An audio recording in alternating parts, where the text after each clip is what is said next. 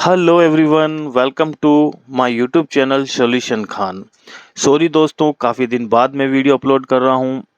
Actually में आप सभी को पता होगा, रमज़ान यानी कि रोज़े का महीना चल रहा है, तो इस महीने में थोड़ा मूड नहीं होता है वीडियोस बनाने का।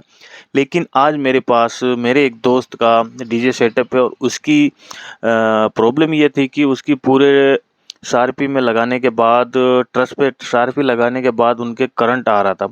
उन्होंने काफ़ी मशक्क़त की लेकिन उनको पता नहीं चला आखिर ये आ कहाँ रहा है। फिर धीरे-धीरे एक-एक लाइट को बंद करके उन्होंने चेक किया कि इसमें आ रहा है। तो उनके प्रॉब्लम आ रही थी, जो ये शार्पी है जिया की 461 मॉडल, इसी में ये दिक्कतें आ रही थी। तो वो लेके आए मेरे पास, बोला यार प्लीज़ आप इसको चेक कीजिए। तब मैंने इसको चेक किया, खोला, और जब मैंने इसको सीरीज़ में चेक किया, मल्टीमीटर से चेक किया, मुझे भी कुछ समझ में नहीं आ रहा था आखिर यहाँ वोल्टेज आ कहाँ, ये जो करंट आ कहाँ से रहा है। तब मैंने इसको सीरीज़ में लगा के जब इसको बॉडी को और फेस को टच किया तो सीरीज़ में लाइट आ रही थी। दिक्कत बहुत डेंजर थी, समझ में नहीं आ रहा था आखिर माजरा क्या है। ये लाइट चल भी रही है, वर्क भी कर रही है और बार-बार रीसेट भी कर रही है।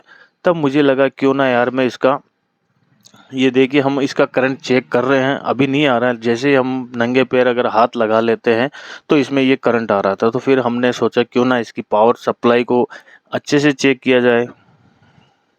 तो फिर मैंने सोचा क्यों ना यार इसकी पावर सप्लाई को निकाल के यहाँ से अच्छे से चेक किया जाए।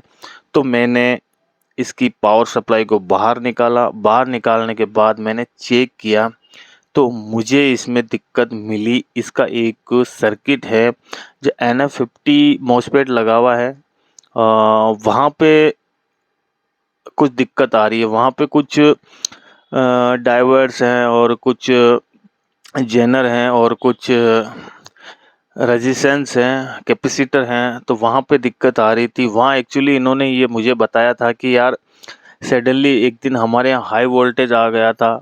जो साइलेंट जनरेटर होता है, सडनली पता नहीं क्या दिक्कत हुई, वहाँ से उसको हाई वोल्टेज मिलने की वजह से पूरे ही इस एसआरपी में करंट इश्यू हो गया, करंट चालू हो गया। लेकिन समझ में नहीं आ रहा, ऐसे चला रहे हैं, बरोबर काम कर रही है। तब मैंने इसका एक जो न्यूट्रल होता है, जो पावर सप्लाई के न्यूट्रल से टच होके बॉडी टच में जाता है, वहाँ पे चेक किया, वहाँ भी यही दिक्कत आ रही थी, मतलब रिटर्न करंट आ रहा था।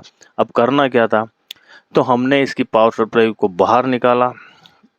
बाहर निकालने के बाद हमने देखा कि यार इसमें ये दिक्कत आ रही है।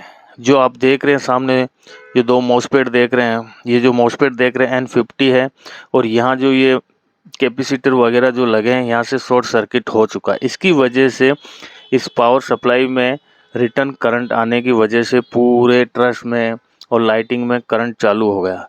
तब मैंने देखा यार ये अब क्या करें, क्योंकि मेरे पास ये पावर सप्लाई भी नहीं थी और मैं इसको रिपेयर भी नहीं कर पा रहा था, दिक्कत आ रही थी। तब मैंने जिया से बात की, जिया कंपनी की जो होलसेलर शॉप है वहाँ बात की दिल्ली में। तो उन्होंने मुझे बताया था कि 2500 रुपये की इसकी पावर सप्लाई मिलेगी आपको, आप डाल दीजिए और इसको रिपेयर करने की कोशिश ना करें, क्योंकि ये थोड़ा रिस्की हो सकता है। क्योंकि वालेकुम हम अस्सलाम। सेट चलाते हैं, हमें रिस्क लेना पसंद नहीं, क्योंकि किसी की करंट लगने से मौत भी हो सकती है। इस वजह से हमने इस पावर सप्लाई को निकाल लिया और पैकेट बना के रख दिया। उन्होंने हमसे मंगवाई भी है कि यार एक बार इसको लेके आना अगर हो सके तो, लेकिन हम रिपेयर नहीं करवाएंगे, हम बिल्कुल जेन्युइन ओरिजिनल पीसीबी डालेंगे, अंदर पावर सप्लाई डालेंगे, ताकि कोई टेंशन वाली बात ना रहे। तो हमारे दोस्त ने कहा नहीं यार अपन ये नहीं डालेंगे, हम नहीं डालेंगे इसके अंदर।